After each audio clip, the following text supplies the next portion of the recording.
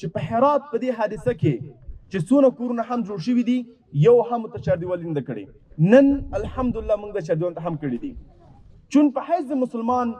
موږ نه غواړو فقط یو عمل وکړو بلکې غواړو احسن عمل وکړو زه امید لرم چې دغه کورونو سره موږ کیدای شي ستاسو اولادونه ژوندي نه کړه شو ان شاء الله هغوی به تاسو په آخرت کې په ګټه ورسوي لیکن په دنیا کې موږ ستاسو غم سره یو ځای یو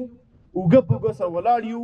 ستاسو ورونه یو ستاسو کشران یو ان شاء الله چې هر رقم کومک زموږ له وسه کېږي تاسو به نه درېږو اولین بنسټ د افغانستان دی چې په ترکیه کې زلزله وشوه موږ سره $50,000 کومک وکړو اول ته خلکو ته جالبه وه چې د افغانستان بنسټ